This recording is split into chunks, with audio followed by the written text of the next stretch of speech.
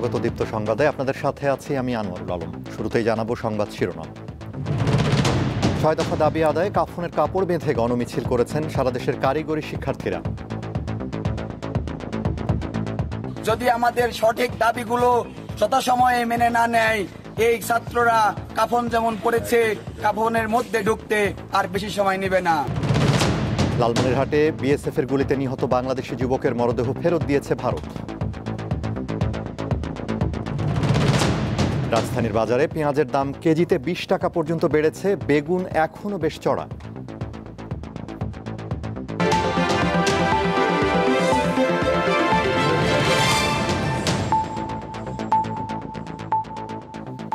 বিস্তারিত। ৬ দফা দাবি আদায় ও কুমিল্লায় শিক্ষার্থীদের উপর হামলার প্রতিবাদে কাফনের কাপড় বেঁধে আজ বিক্ষোভ গণমিছিল করেছেন সারা দেশের কারিগরি শিক্ষার্থীরা। দুপুর থেকে পূর্ব ঘোষিত এই কর্মসূচি শুরু করেন শিক্ষার্থীরা। ঢাকার তেজগাঁও পলিটেকনিকের পাশাপাশি সারা দেশের পলিটেকনিক শিক্ষার্থীরা কর্মসূচিতে অংশ নেন। গতরাতে কারিগরি ছাত্র আন্দোলন বাংলাদেশের পক্ষ থেকে কর্মসূচি ঘোষণা করা হয়। শিক্ষার্থীদের ৬ দফা দাবির মধ্যে রয়েছে জুনিয়র ইনস্ট্রাক্টর পদে ক্রাফট ইনস্ট্রাক্টরদের পদোন্নতির রায় হাইকোর্ট কর্তৃক বাতিল করতে হবে। পাশাপাশি ক্রাফট ইনস্ট্রাক্টর পদবি পরিবর্তন ও মামলার সঙ্গে সংশ্লিষ্টদের স্থায়ীভাবে চাকরিচ্যুত করতে হবে।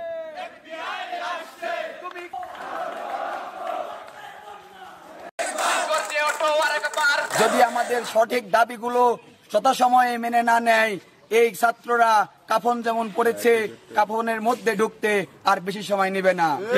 আমাদের 10ম গ্রেড রক্ষার বিরুদ্ধে এই জিনিসগুলো যতক্ষণ না আমরা পাইতেছি ততক্ষণ পর্যন্ত আমাদের এই আন্দোলন অব্যাহত থাকবে। আমাদের যদি রক্ত লাগে রক্ত নিক, লাশ লাগে লাশ নিক, তবু আমাদের 10ম গ্রেড ফিরিয়ে দিন। দর্শক, পলিটেকনিকের শিক্ষার্থীদের আন্দোলনের খবর নিয়ে দিনাজপুর থেকে যোগ দিচ্ছেন সহকর্মী সুলতান মাহমুদ। সুলতান, ৬ দফা দাবি আদায় শিক্ষার্থীদের এই মুহূর্তের খবর আমাদের জানাবেন।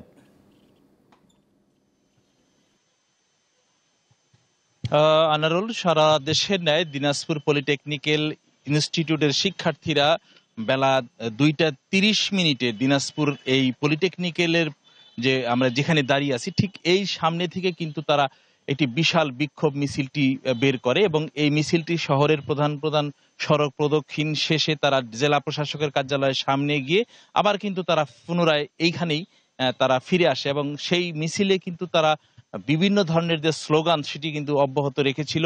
আমরা দেখেছি যে গত কুমিল্লায় যে ঘটনাটি ঘটেছে পলিটেকনিক্যালের শিক্ষার্থীর উপরে যে হামলার ঘটনাটি, তারা কিন্তু সেটি মূলত এই স্লোগান থেকে শুরু করে বিভিন্ন যে স্লোগান তারা কিন্তু দিয়েছে এবং তারা বলেছে যে যেহেতু তাদের এই ৬ দফা দাবিটি যৌক্তিক দাবি ছিল, সেই যৌক্তিক দাবি যে কোনো মূল্যেই কিন্তু তারা বাস্তবায়নের জন্য তারা যে সর্বাত্মক আন্দোলনের ডাক দিয়েছে সেটি বাস্তবায়ন করার জন্য সরকার প্রধান সহ সকলকে কিন্তু তারা আহ্বান জানিয়েছেন এবং এটাও বলেছেন যে এই দাবি আদায় না হওয়া পর্যন্ত তারা যে আন্দোলনটি রয়েছে সেটি কিন্তু অব্যাহত রাখবেন। আরেকটি বিষয় আপনি জানতে চেয়েছেন যে এই মুহূর্তে যেহেতু 2:30 তারা বিক্ষোভ মিছিলটি শেষ করে কিছুক্ষণ আগেই কিন্তু এই প্রধান ফটকে তাদের একটা সমাবেশ ছিল, সেই সমাবেশটি কিন্তু কিছুক্ষণ আগেই শেষ হয়েছে। ছাত্র শিক্ষার্থীরা কিন্তু এখন তারা তাদের যে বিভিন্ন যে হোস্টেলগুলো রয়েছে সেখানে কিন্তু তারা ফেরত যাচ্ছে। এখন মোটামুটি ভাবে এই ক্যাম্পাস অর্থাৎ দিনাজপুর পলিটেকনিক্যাল ইনস্টিটিউট ক্যাম্পাস কিন্তু এখন মোটামুটি শান্ত রয়েছে। তারা বলছে যে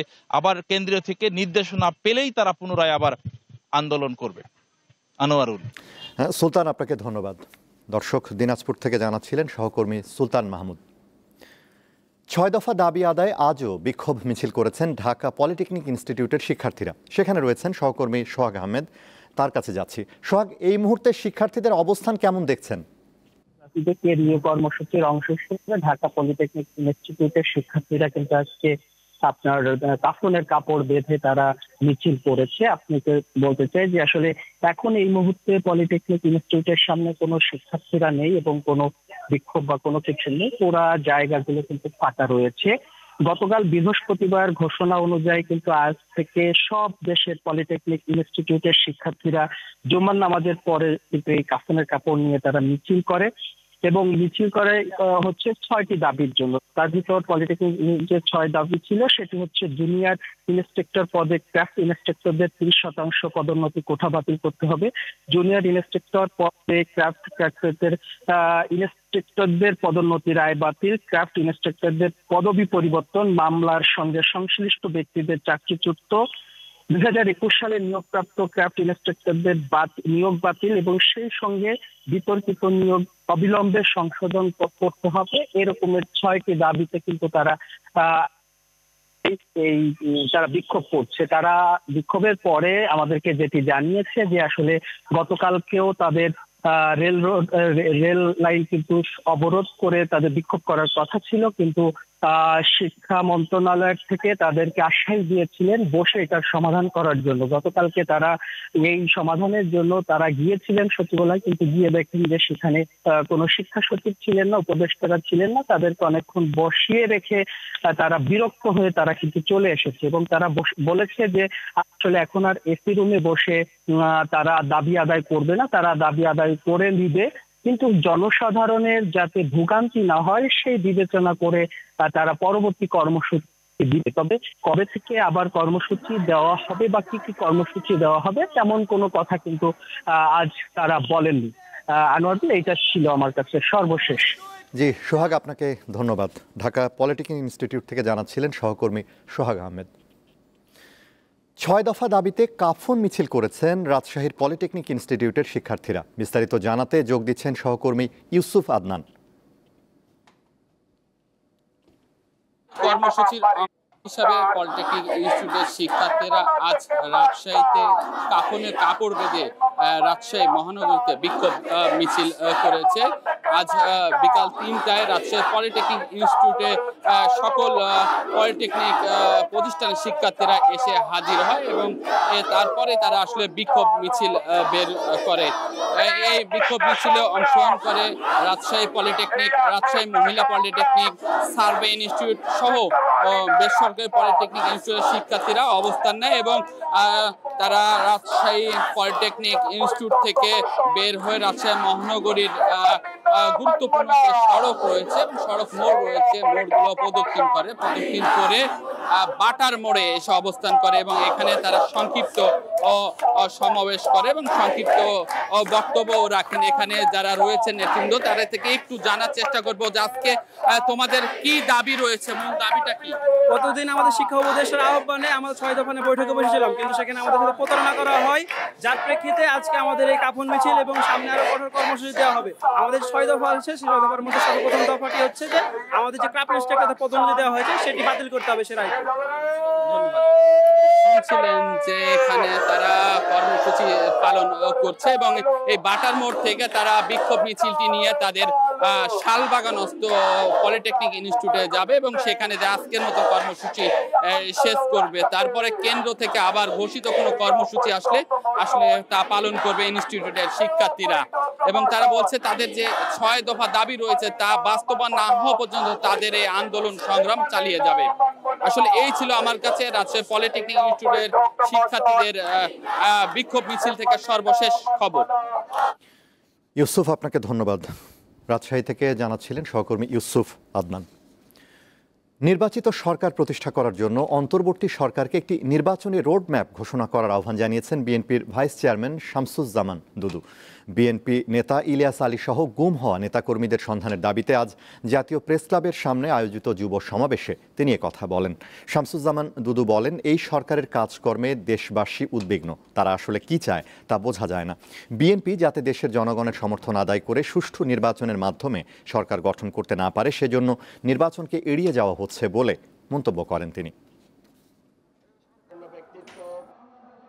কি চাই সেটা আমরা বুঝি না।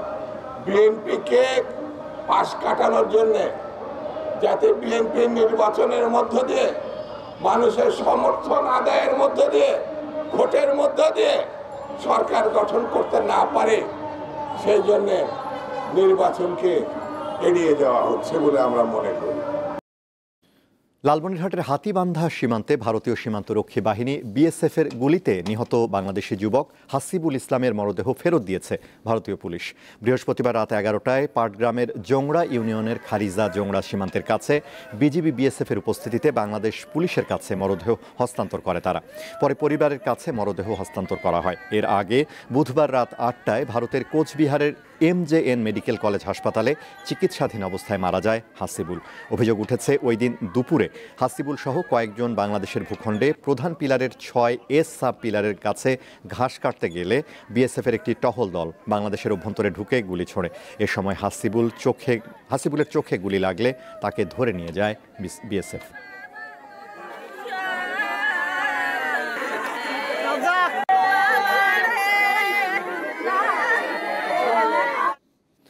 ফের উত্তাপ বাড়ছে রাজধানীর বাজারে। বেগুনের দাম চড়া আর এক লাফে পেঁয়াজের দাম কেজি প্রতি বেড়েছে 15 থেকে 20 টাকা। রাজনৈতিক পট পরিবর্তনের পর বাজারে নিত্যপণ্য সহ সব ধরনের সবজির দাম কমতে থাকে, ক্রেতারাও সন্তুষ্টি প্রকাশ করেন। তবে ঈদ উল ফিতরের পর সবজির দাম কিছুটা বেড়েছে। সাপ্তাহিক ছুটির দিন শুক্রবার রাজধানীর হাতিরপুল কাঁচা বাজারে পটল, করলা, বরবটি, ঢেঁড়স বিক্রি হচ্ছে প্রতি কেজি 70 থেকে 100 টাকায়। তবে বেগুনের দাম এখনো চড়া, প্রকারভেদে 80 থেকে 120 টাকা গুনতে হচ্ছে ক্রেতাদের। 70 টাকা, গোল্ড হলো 120 টাকা, 100 টাকা, আর করলা 80 থেকে 100, ওই পেঁপে 50-60, তারপর দিয়ে কাঁকরোল 140, 150 এমন। এখন ম্যাক্সিমামই হচ্ছে 60 টাকার নিচে নাই, 60, 70, 80 এরকম। আমার কাছে যেটা মনে হচ্ছে যে যেহেতু সিজন শেষ, এখন একটু দাম বাড়বে। আলু আর আদা রসুনের দাম স্থিতিশীল থাকলেও হঠাৎ করে পেঁয়াজের দাম কেজিতে বেড়েছে 15 থেকে 20 টাকা। এছাড়া মিনিকেট, নাজির শাইল সহ সব ধরনের চাল আগের বাড়তি দামেই বিক্রি হচ্ছে। আজকে বাড়ছে তো, কাস্টমার মানে বলতেছে কালকে নিলাম 40 টাকা, আজকে কেন 60 টাকা। নামটা মানে একটু ঝামেলাটা আছে আর কি। দাম বাড়তে নাজির শাইল, মিনিকেট চাল এখন এগুলো সিজন শেষ, তার এক সপ্তাহ পরে নতুন চাল উঠবো, তখন আবার দাম কমে যাবে, এমনি দাম কমে যাবে। স্থিতিশীল রয়েছে মাছের দাম। গরুর মাংস 800 টাকা এবং খাসির মাংস প্রতি কেজি বিক্রি হচ্ছে 1250 টাকা। দিলশা দানি, দীপ্ত সংবাদ, ঢাকা। হবিগঞ্জের মাধবপুরে ট্রাক ও পিকআপের মুখোমুখি সংঘর্ষে 4 জন নিহত হয়েছে, আহত হয়েছে অন্তত 5 জন। নিহতরা হলেন নবীগঞ্জ উপজেলার চমকপুর গ্রামের মুস্তাকিম আক্তার, হাফিজুর রহমান, বাক্তা গ্রামের আয়েশা বেগম। নিহত আরেকজনের পরিচয় পাওয়া যায়নি। পুলিশ জানায় গতরাতে ঢাকা সিলেট মহাসড়কের মাধবপুরে বাকরনগর এলাকায় ঢাকাগামী ট্রাকের সাথে বিপরীত দিক থেকে আসা সিলেটগামী পিকআপের মুখোমুখি সংঘর্ষ হয়। এতে ঘটনাস্থলে 2 নারী সহ 4 জন মারা যায়। আহতদের উদ্ধার করে সদর হাসপাতালে ভর্তি করা হয়েছে। এদিকে গতরাতে সিরাজগঞ্জের ঢাকা নগরবাড়ি মহাসড়কে ট্রাক ও মাইক্রোবাসের মুখোমুখি সংঘর্ষে 2 জন নিহত হয়েছে, আহত হয়েছে 1 জন। এবার কেওয়াই স্টিল চট্টগ্রাম সংবাদ।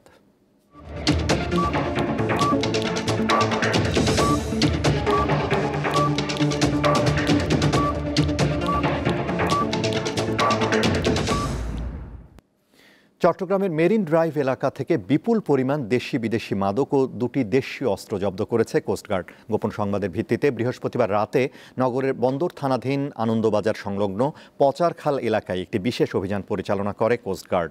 এ সময় মেরিন ড্রাইভের পাশে ঝোপের ভেতর বিশেষভাবে লুকিয়ে রাখা 2টি বস্তা হতে 5 কেজি 700 গ্রাম গাঁজা, 39 ক্যান বিয়ার, 3 বোতল বিদেশি মদ এবং 2টি দেশীয় অস্ত্র জব্দ করা হয়।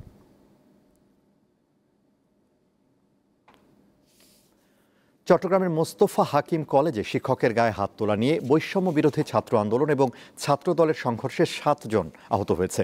গতকাল সন্ধ্যা থেকে থানায় 2 পক্ষের অবস্থান নিয়ে উত্তেজনা বাড়ায়। পরিস্থিতি নিয়ন্ত্রণে অতিরিক্ত পুলিশ মোতায়েনের পর যোগ দিয়েছে সেনাবাহিনীর সদস্যরাও। এদিকে মোস্তফা হাকিম কলেজে ছাত্রদল ও বৈষম্য বিরোধী শিক্ষার্থীদের মধ্যে সংঘর্ষে আহত হয়েছে 7 জন। তাদের চট্টগ্রাম মেডিকেল কলেজ হাসপাতালে চিকিৎসা দেওয়া হচ্ছে। তারা সবাই বৈষম্য বিরোধী শিক্ষার্থী।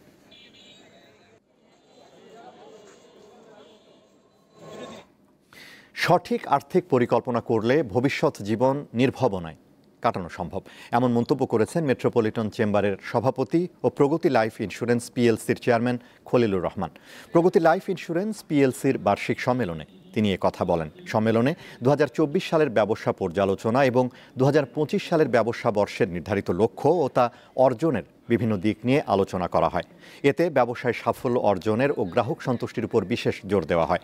পরে প্রতিষ্ঠানটির সাফল্যের বিশেষ অবদান রাখায় সেরা উন্নয়ন কর্মকর্তাদের মাঝে সম্মাননা সনদ ও ক্রেস্ট প্রদান করা হয়। শেষে সাংস্কৃতিক অনুষ্ঠানের মধ্য দিয়ে সম্মেলনের সমাপ্তি ঘটে। মালয়েশিয়ার অভিবাসন বিভাগের অভিযানে বাংলাদেশ সহ বিভিন্ন দেশের 506 জন অবৈধ অভিবাসীকে গ্রেফতার করা হয়েছে। গতকাল কুয়ালালামপুরে অভিযান চালানো হয়। মালয়েশিয়ার সংবাদ মাধ্যম নিউ স্ট্রেট টাইম জানিয়েছে, আটককৃতদের মধ্যে বাংলাদেশি 165 জন এবং নেপালের 124 জন। 185 জন ইমিগ্রেশন অফিসারের একটি বাহিনী এবং জাতীয় নিবন্ধন বিভাগ সহ অন্যান্য সংস্থার সহায়তায় এই যৌথ অভিযান পরিচালিত হয়। দেশটির অভিবাসন বিভাগের মহাপরিচালক জানিয়েছেন, 506 জনকে অভিবাসন আইন লঙ্ঘনের অভিযোগে আটক করা হয়েছে।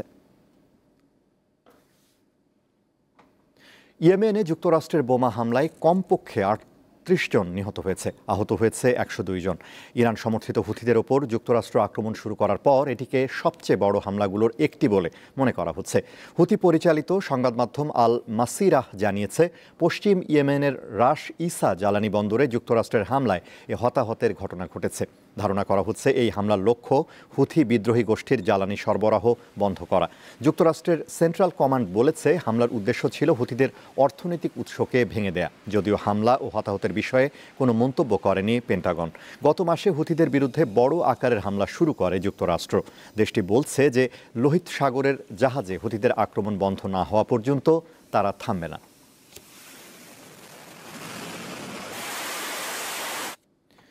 গাজা যুদ্ধের অবসানের বিনিময়ে সব জিম্মির মুক্তি দিতে প্রস্তুত বলে জানিয়েছে হামাস। টেলিভিশনে দেয়া এক বক্তব্যে গোষ্ঠীটির গাজা প্রধান খলিল আল হায়া বলেন, তারা আর অন্তর্বর্তীকালীন চুক্তিতে সম্মত হবেন না। এদিকে গতকাল গাজা জুড়ে ইসরায়েলি হামলায় কমপক্ষে 32 জন নিহত হয়েছে, যাদের মধ্যে 13 জন একই পরিবারের সদস্য। গাজার স্বাস্থ্য মন্ত্রণালয় জানিয়েছে, যুদ্ধ শুরুর পর থেকে এখন পর্যন্ত কমপক্ষে 51,065 জন ফিলিস্তিনি নিহত এবং 1,16,000 মানুষ আহত হয়েছে। খেলার খবর। বাংলাদেশ জিম্বাবুয়ের মধ্যকার 2 ম্যাচ সিরিজের প্রথম টেস্ট শুরু হবে আগামী রোববার। সিলেট আন্তর্জাতিক ক্রিকেট স্টেডিয়ামে প্রথম টেস্ট ম্যাচের টিকিটের মূল্য প্রকাশ করেছে বিসিবি।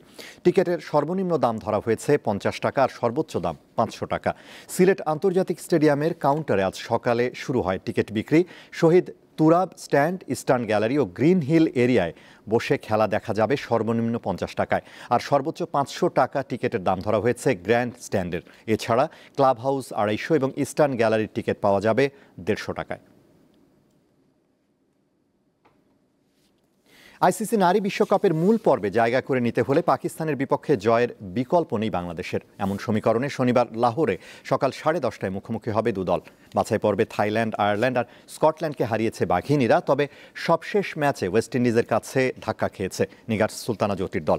এখন পাকিস্তানের বিপক্ষে ম্যাচে জয় পেলেই আসন্ন বিশ্বকাপের টিকিট নিশ্চিত হবে তাদের। বাছাই পর্বে 4 ম্যাচ খেলে টাইগ্রেসদের পয়েন্ট 6। অন্যদিকে সবগুলো ম্যাচ জিতে নারী বিশ্ব আসরে জায়গা পাকাপোক্ত করেছে পাকিস্তানের নারীরা। তাই স্বাগতিকদের বিপক্ষে যদি হেরে যায় তাহলেই শঙ্কায় পড়বে জ্যোতির দল। ওয়েস্ট ইন্ডিজ শেষ ম্যাচে থাইল্যান্ডকে হারালে এবং স্কটল্যান্ড আয়ারল্যান্ডকে হারালে 3 দলেরই পয়েন্ট সমান 6 হবে। সেখানেই চলে আসবে নেট রান রেটের হিসাব, যদিও এক্ষেত্রে বেশ এগিয়ে রয়েছে বাংলাদেশের মেয়েরা।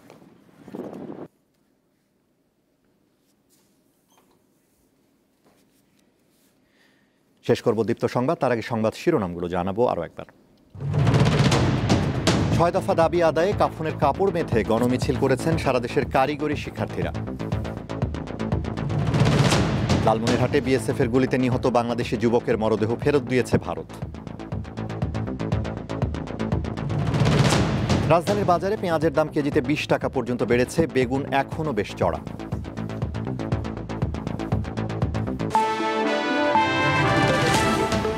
ছিল এখনকার মতো। আমাদের পরবর্তী দীপ্ত সংবাদ সন্ধ্যা 6:40 দেখার আমন্ত্রণ।